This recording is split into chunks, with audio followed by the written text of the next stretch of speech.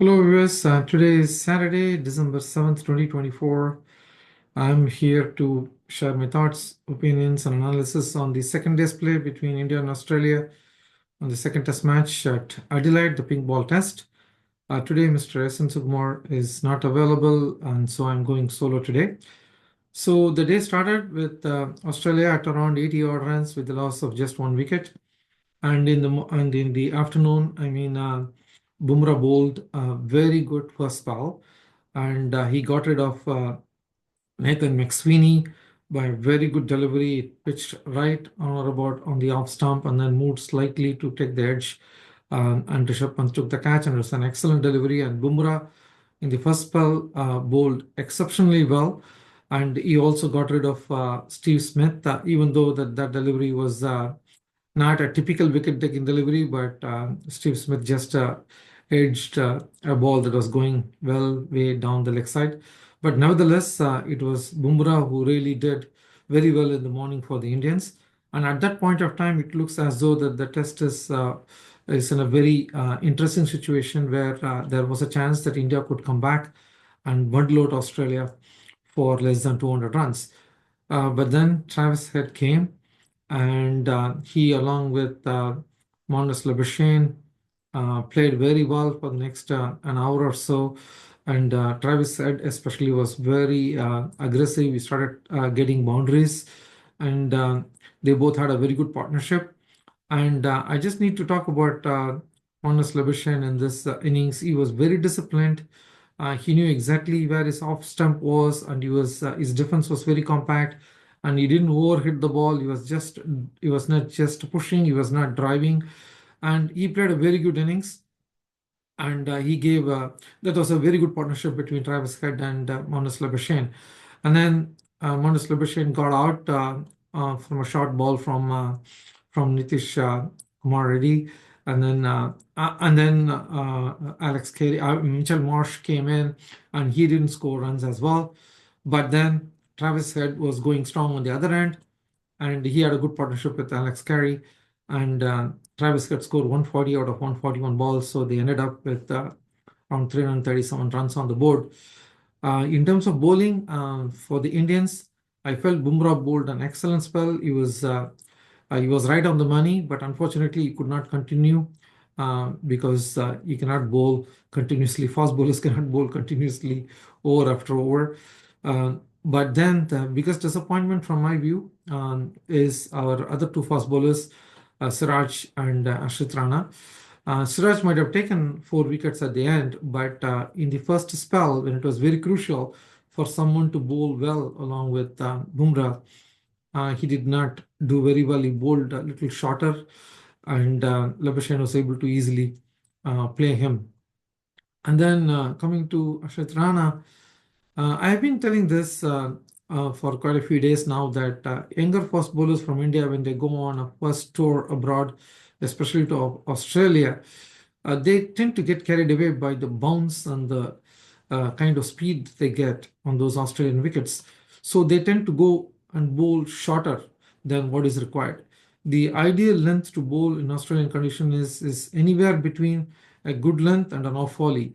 So that will make the batsman think. And that too, the length should be between off volley and good length, but the line has to be on the off stump or just outside the off stump.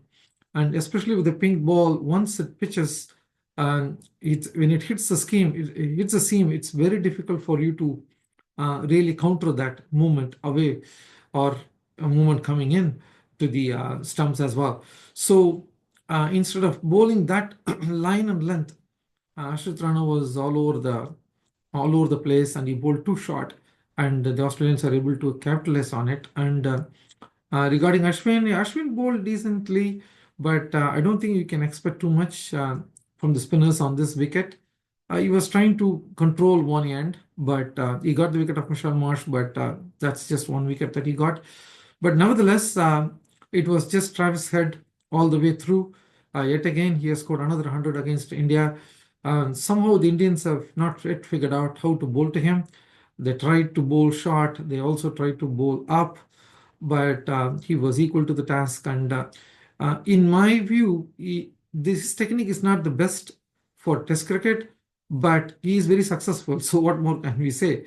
So he is able to back away and hit those cut shots, square of the wicket. He was able to even play towards the covers on the back foot by just backing away a little bit, and then he was also able to capitalize these off volleys and smash it through the covers or mid off. But so he was able to basically play very well, irrespective of what came to him in terms of bowling. So yet again, another innings from Travis Head that gave the advantage to the Australians, because if you really look at it, if you take away his 140, Australians would have ended up with only around 200 runs or so on the board. So full marks to him, and he took the Australians to a comfortable position by getting their first innings to around 337 runs. So then India started their second innings, and it is unfortunate that KL Rahul yet again was shaping pretty well, but then he got out. Again, I would say it's an innocuous delivery. He could have let it go. He got out. And then the rest of the batsmen followed suit. Kohli got an excellent delivery. Again, the same corridor on or about on the off stump or just outside the off stump, moving away. And again, Kohli got Kohli got a peach of a delivery and he got out. And Gill, each one of them had their own problems. I think Gill got out to Stark. So at the end of the day, we had only 128 runs on the board with the loss of 5 wickets. And one good thing is Rishabh Pant is still playing. And the only other thing that I'm a little bit concerned about the Indians is they seem to realize that it is better to go and play aggressive cricket. They have scored more than 5 runs on over even in the second innings. In the first innings, I was mentioning they scored at the rate of over 4 runs an over, and in the second innings they have scored. So the Australian bowlers are not that disciplined. They are giving a lot of boundaries, but at the same time, Indians are also taking a little bit more risk. So there are pros and cons in this approach. But since you have lost 5 wickets for just 128 runs, and Australians should be happy and that they are able to take the top order. And so what does that leave us for day three? It's going to be an interesting play for day three, but Australia is in full control of this test match. And the only way that India can make a match out of this is if somehow Pant can play an blinder of an innings, and if Nitish Kumar Reddy can give him adequate company, and Ashwin, who is going to come next, if they can play along with Pant, and if somehow India can get to a lead of around 250 runs, then I think there is going to be a very interesting test match, because playing fourth on this Adelaide wicket on a pink ball with 250 runs to chase will be a very interesting chase, because remember, the Australian batting is not very strong. Yes, Travis Head is scoring runs, but other than that, Smith is not scoring runs regularly. Usman Khawaja is not scoring runs regularly, and you have Nathan McSweeney is just playing his second test match. So India can fancy their chances if the lead gets to around 225, 250, and so on. For that, Pant needs to play a blinder of an innings. When it comes to the Australian bowling, as usual, Pat Cummins bowled very well. Stark was a little bit expensive, but he got the important wicket of Shubman Gal. And Boland, he bowls wicket to wicket. He bowls on that off stump line.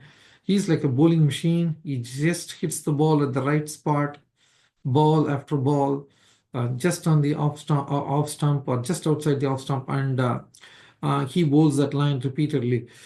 So they should be Australians should be pretty happy with the way that they're bowled, even though they have given a little bit more runs than they would have hoped to give to the Indians. So let's wait and watch how the third day's play pan out. As I said, India's ray of hope is Rishabh Pant and the lower order batsmen. Let's see if they can score another, let's say, around 200 runs or 250 runs. Then there will be a good match. And then it'll be very interesting to see how the Australians play the fourth innings if there is a lead of 250 or so for the Indians. So that's it for me today. I'll come back to you with the analysis and opinions on the third day's play after the day's play is over. Till then, take care. Bye.